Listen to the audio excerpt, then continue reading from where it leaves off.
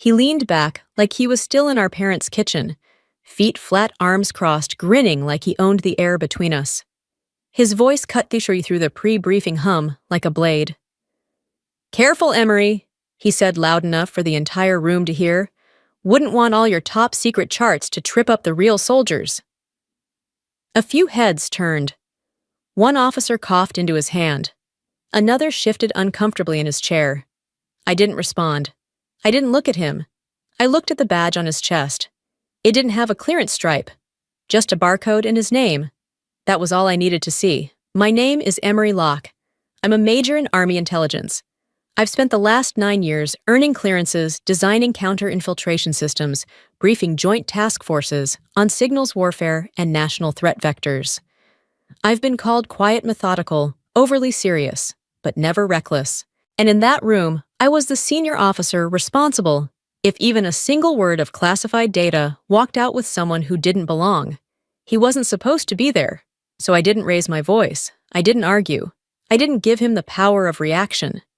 I flagged his badge with one silent nod. Let the system work. They said I humiliated my brother in front of generals, that I cost him his deployment. But that day I wasn't acting as his sister. I was acting as the officer in charge, and I did what had to be done. The lights were dim, the kind they always kept low for satellite projections.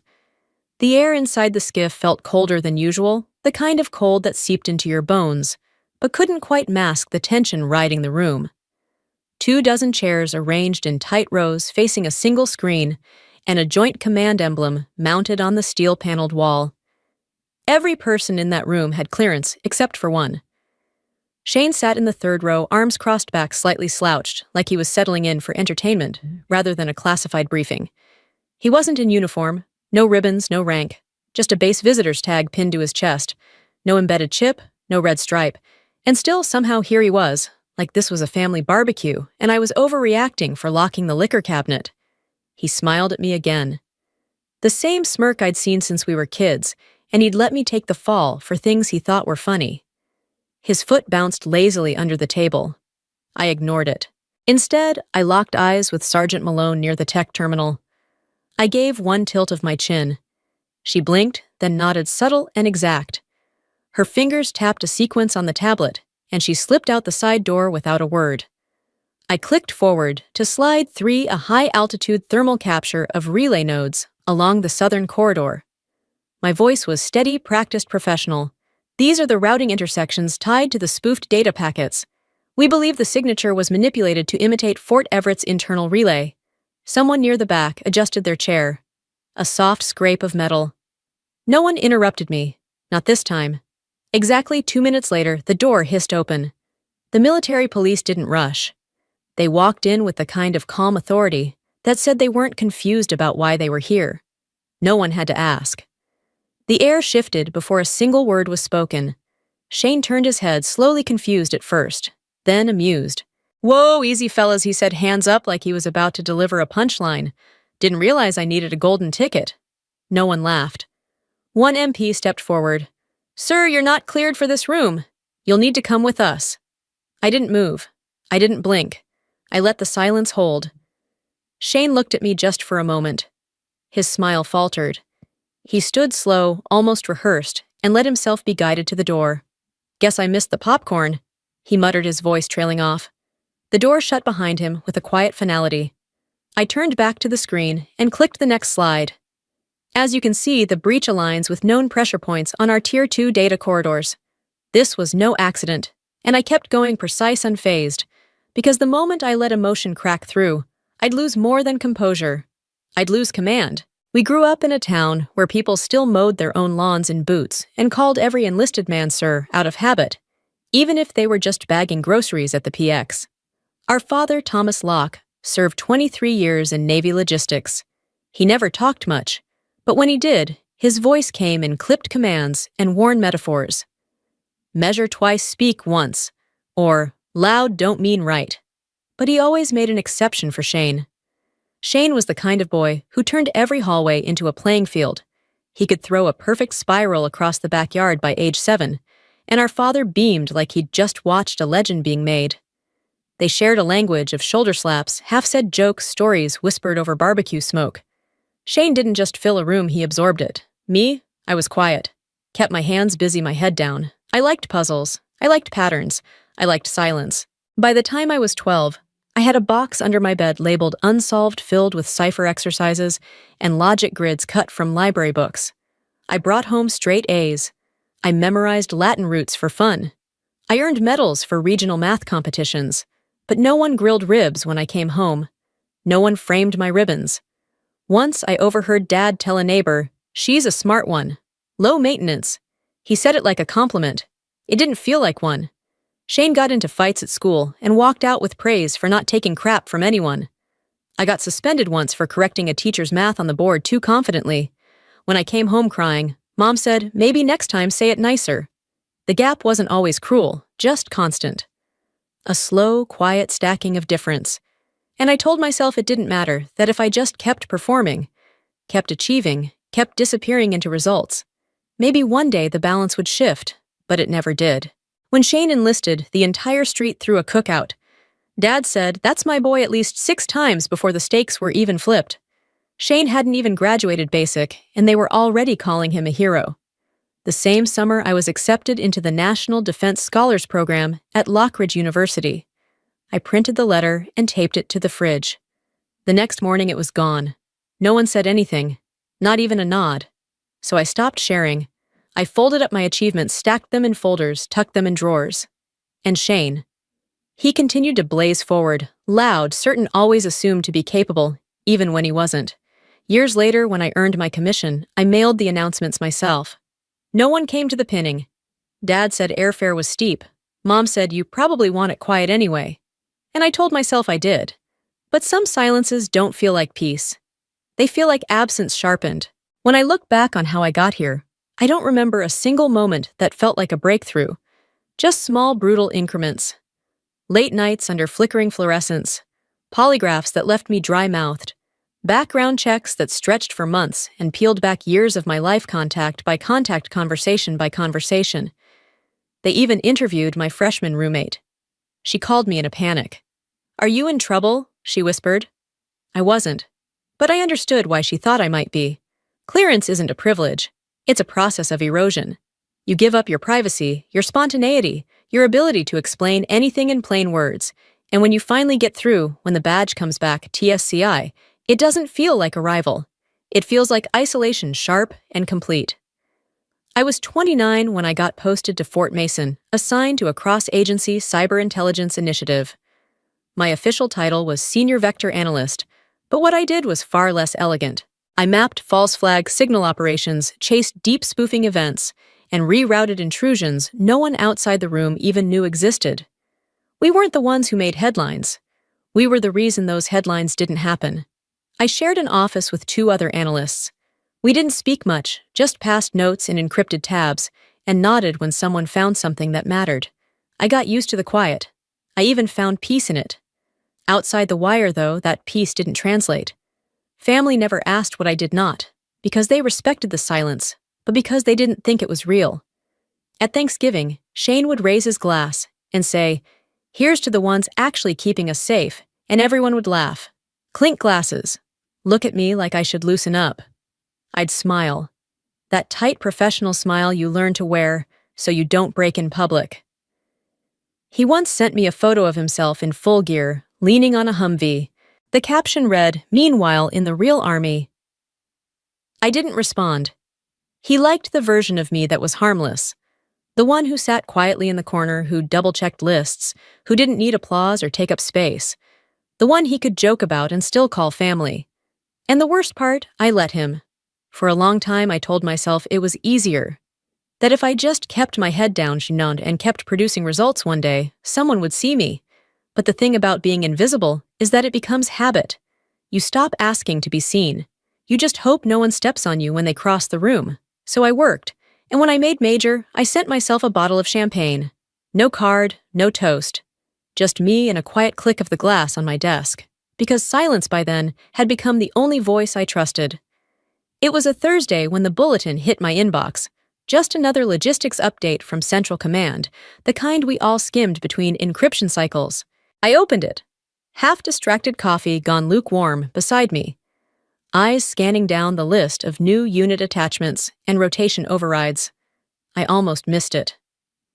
Line 42. Staff Sergeant Shane Locke. Logistics Liaison Observation Support, Temporary Assignment. Fort Mason, JTC Integration Phase 2. My throat tightened before my mind caught up.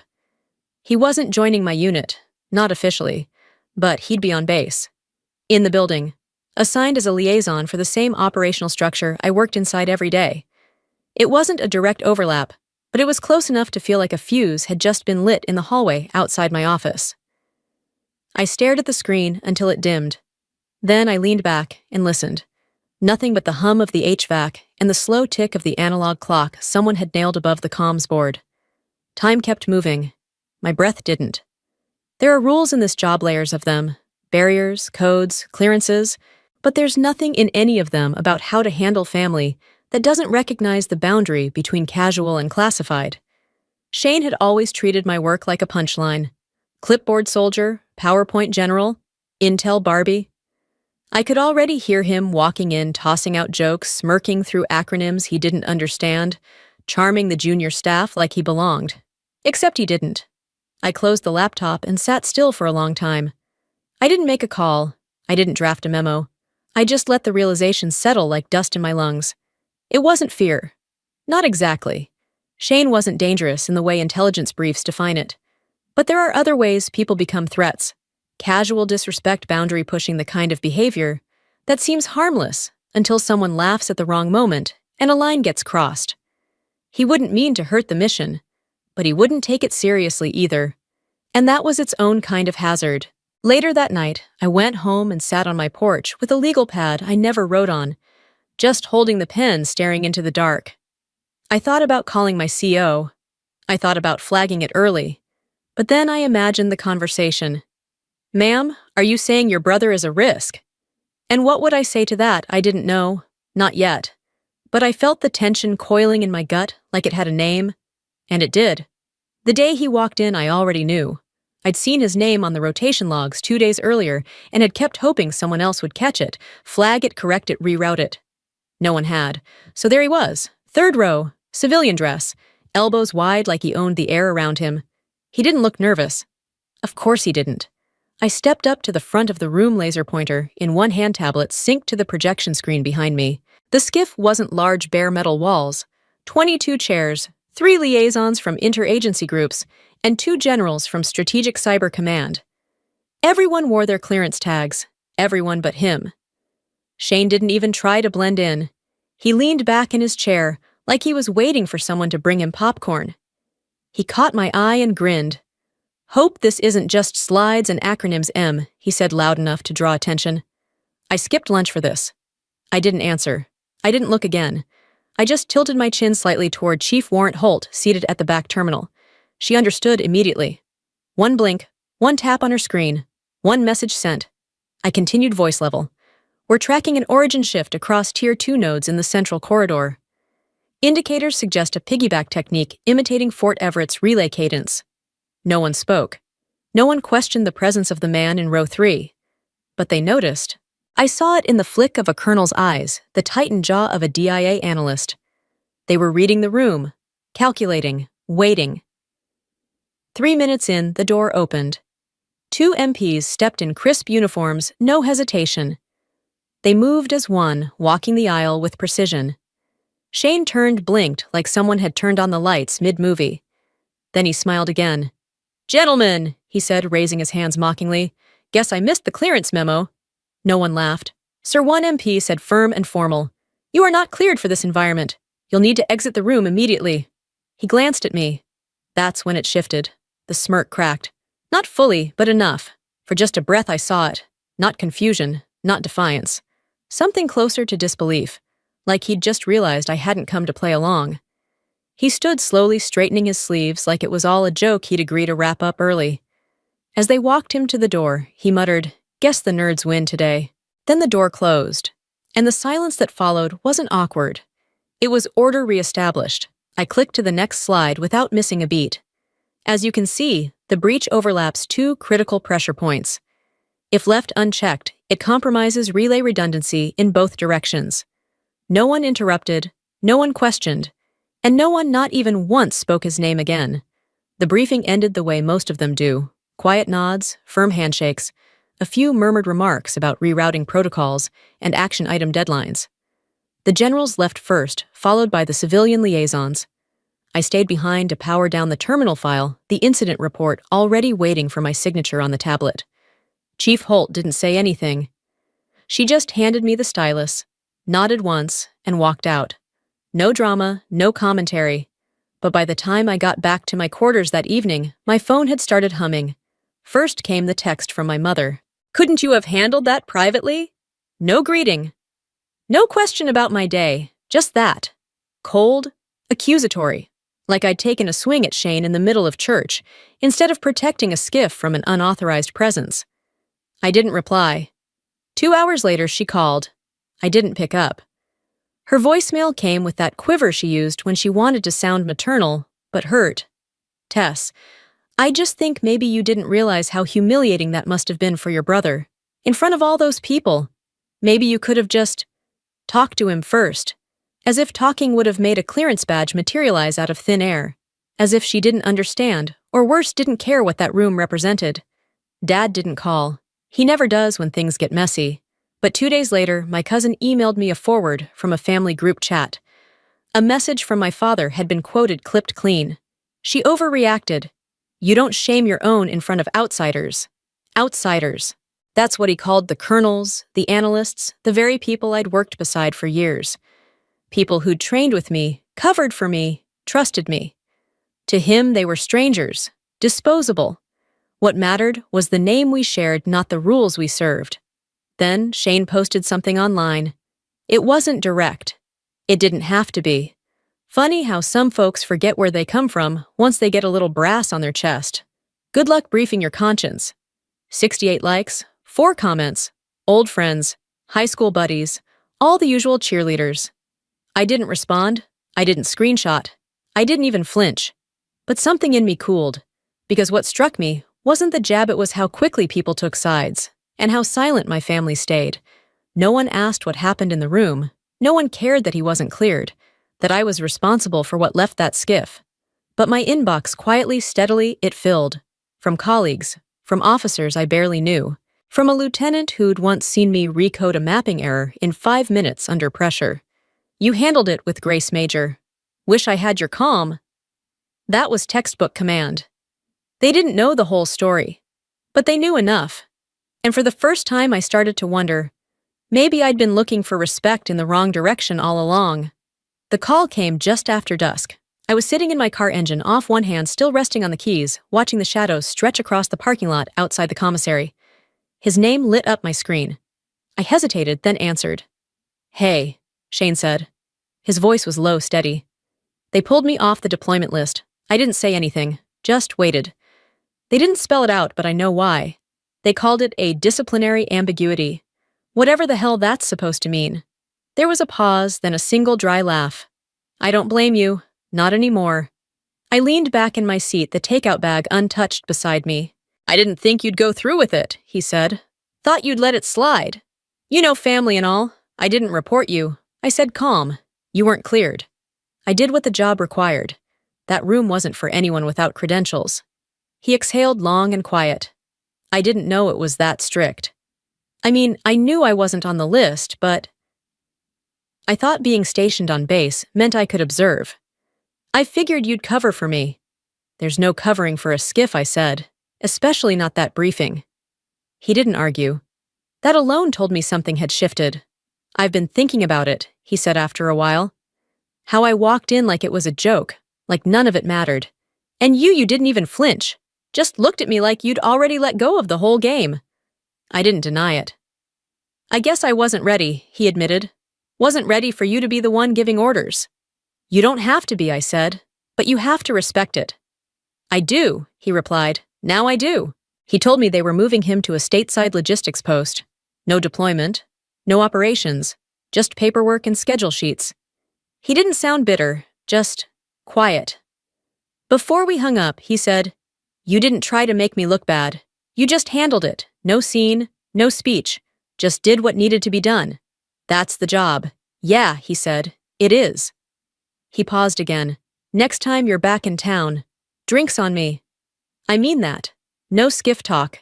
Deal. When the call ended, I sat there for a moment, phone in my lap, breath slow. I didn't feel triumphant. I didn't feel sorry. I felt something release. Not him. Me.